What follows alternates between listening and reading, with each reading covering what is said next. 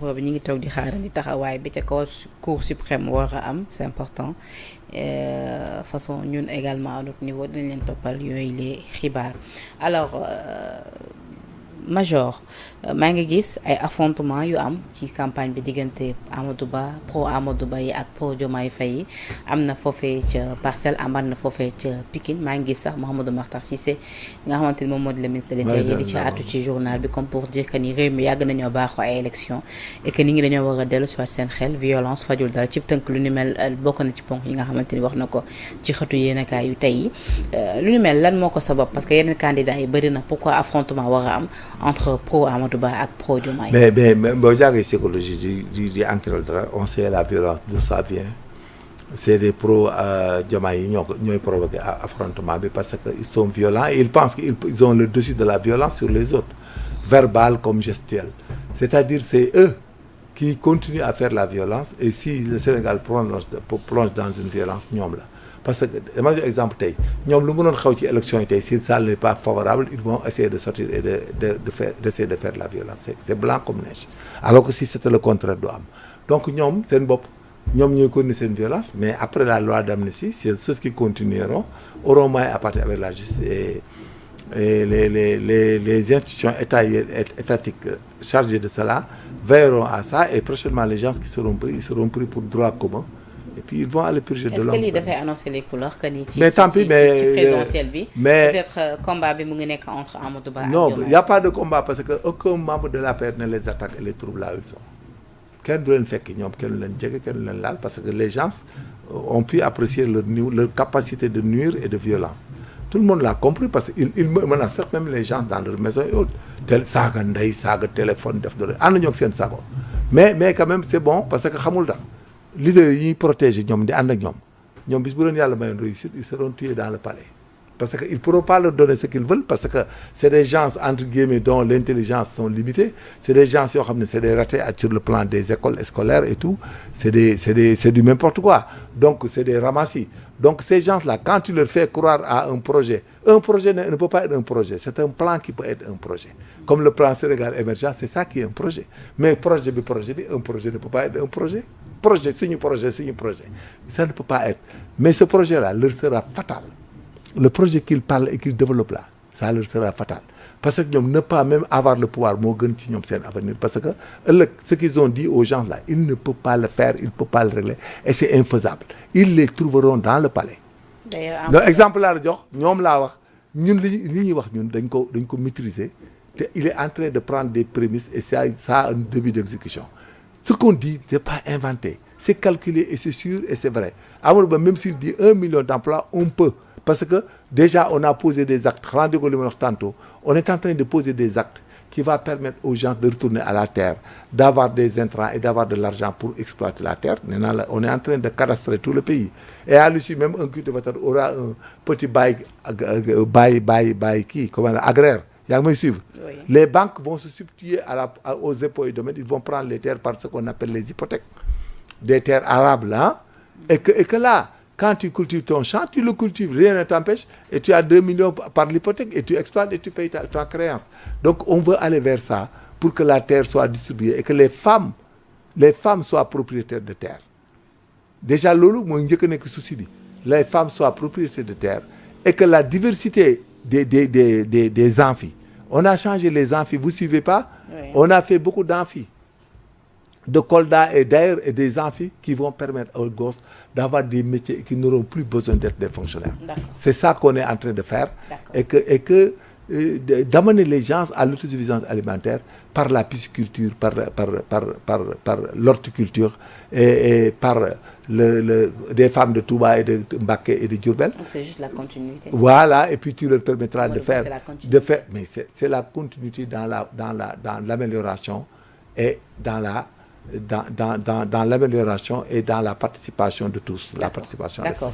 Alors Major beneen question bi nga xamante ne également bëgg naa ci am sa gis laa tàllalu sax fàtte naa ni démb Amadou Ba mi ngi woon Mbacké yow yaa ngi fa woon ci li nga xamante ni moom moo di mobilisation moo tax sax démb émission bi jotuñu ko def démb ñu amal ko tey mën nga si ñëwaat vite fait par rapport ak oui c'est ça Mbacké ça a été bien réussi parce que la coordination a été bonne très bonne par le ministre Galoba il a bien coordonné les gens et que ils ont montré que ak ñoom Matar Diop et autres ils ont montré que foofu ñoom ñoo ko moom parce que c'était la communication qui manquait à Mbacké et à Touba et que maintenant la taxonomie, la méthodologie a été changée et que nous exhortons à toutes les populations de Mbacké et de Touba de suivre le ministre Gallo Ba, de suivre Matar Diop ak c'est Cheikh Abdou Lahad Gaïndé Fatma afin que, et nous suivre nous aussi, moi aussi Major Kandji, parce qu'on est ensemble là-bas et puis on fait beaucoup de choses pour gagner et le mouvement ensemble avec Amadou Ba pour que ñun on donne l'exemple et qu'on fasse le choix parce que nonobstant li ñu Macky Sall defal ñun Mbacké ak Touba ci sutura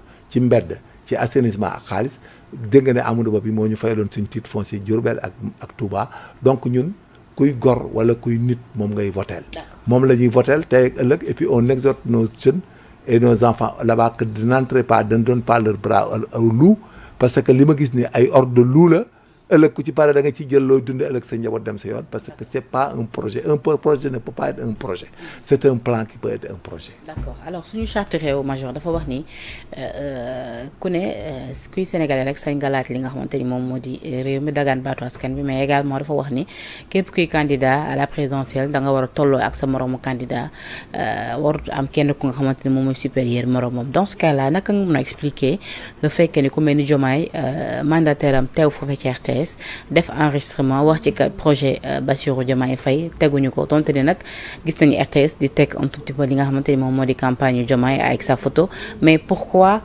tey jii li nga xamante ni moom moo di sortie bi teguñu ko. non Diomaye général c'est le contenu c'est pas la RTS qui diffuse qui autorise la diffusion la RTS n'est qu'un levier de diffusion mais là c'est Babacar qui gère ça. Et quand tu viens, tu tiens des propos qui ne sont pas orthodoxes par rapport à la philosophie et à la doctrine de la communication. Le motif bi ñu dégg moo di Diomaye en personne moom moo woon ñëw def boobu discours alors que Diomaye. c'est pas vrai le contenu bi la il est dans les liens du. non c'est le contenu bi bu baaxul du jàll boo ñëwee tu insistes et tu dis on te dit de changer tu fais un contenu il t'enregistre après il regarde le contenu la scénario audition da koy visualiser xool ko déglu ko c'est pas conforme on l'annule tu perds.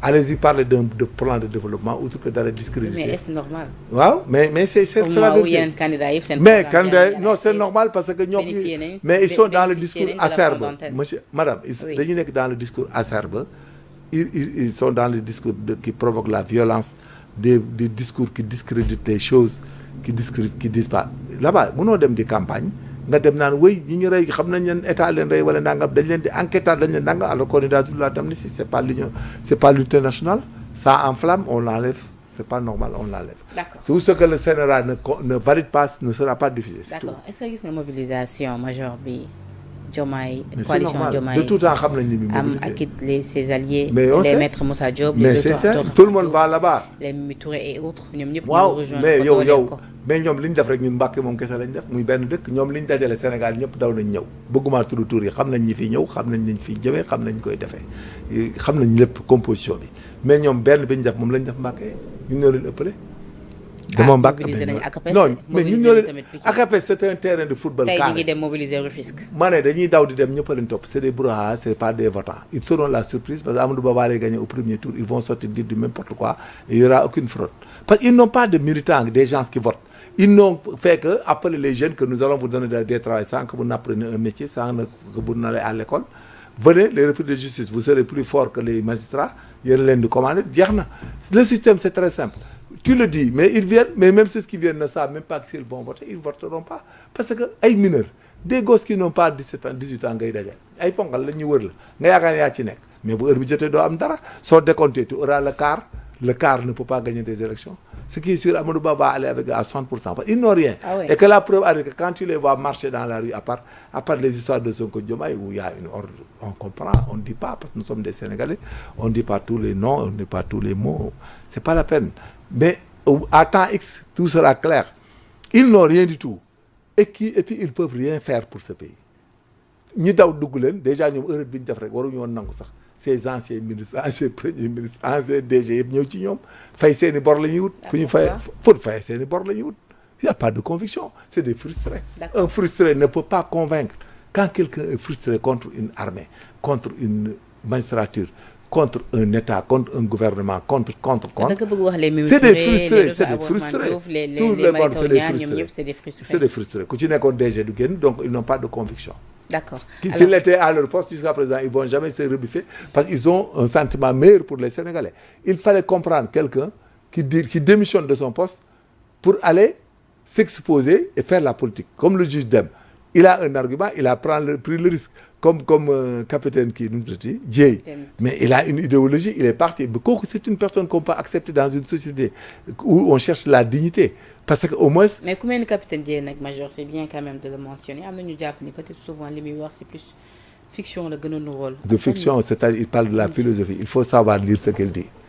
Capitaine Dieye, il faut comprendre ce qu'il dit. Mais quand il parle avec de la science et dans ce cas d'espèce. Soit de folie, étude, il doit comprendre, il ne faut pas de la fiction. Le plus long c'est la vérité. Oui. Il a dit qu'il pouvait se présenter, c'est la vérité. Et il a dit que les gens sont là pour déstabiliser le pays et c'est favorisé par ces histoires d'opposition, en l'occurrence les pacifiens qui nous ont mis dans le doute d'insécurité. Et l'insécurité, c'est un sentiment. Dès qu'eux, de par leur comportement, de leur violence isolée, l'acerbité des discours tenus par les militants, mais ils ont mis les Sénégalais dans l'insécurité, alors que l'insécurité, c'est un sentiment. Dès lors qu'ils installent les Sénégalais dans un sentiment d'insécurité, ils ont insécurisé le pays. Alors, parlons de l'insécurité.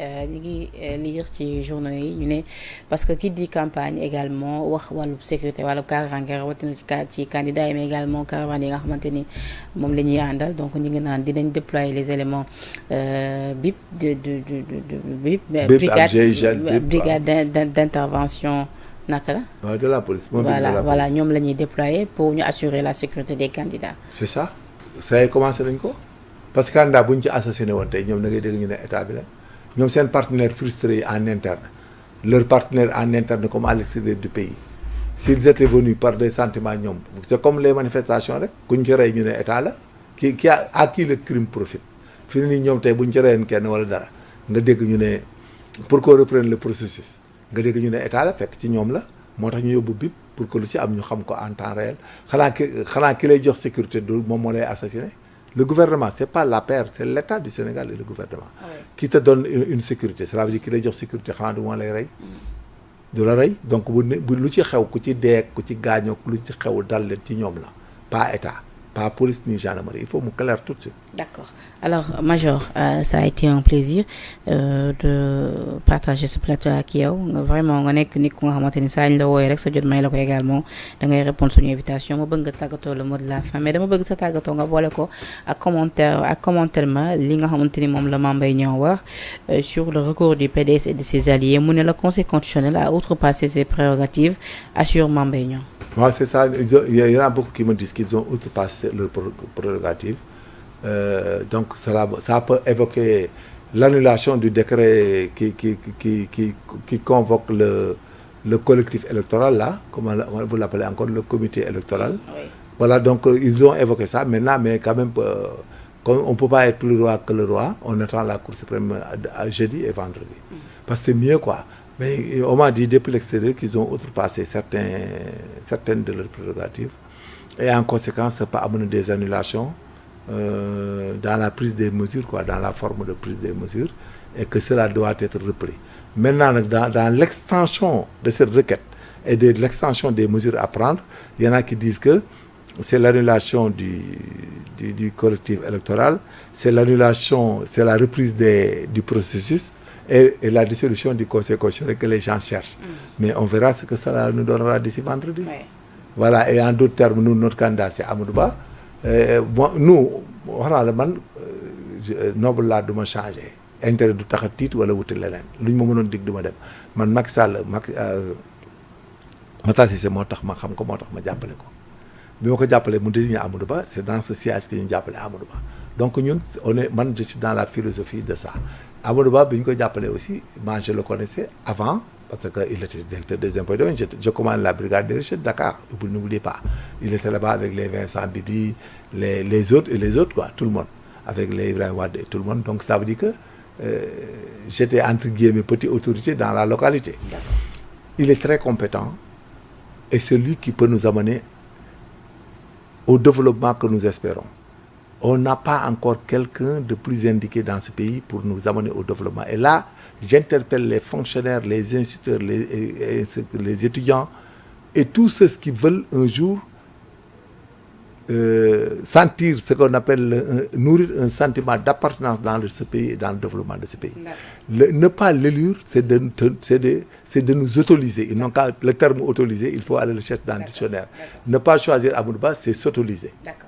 Major, ça a été un plaisir. Merci. di leen remercier ci wuy si bi nga wuy suñu invitation di leen remercier ñi également yéen ñi nga xamante ni saa su ne yéen a safoo programme ak information yu Sénégal 7 TV di remercier la régie la rédaction de Sénégal 7 di leen jox dig dégg keneen ni plateau jërë ngeen jëf.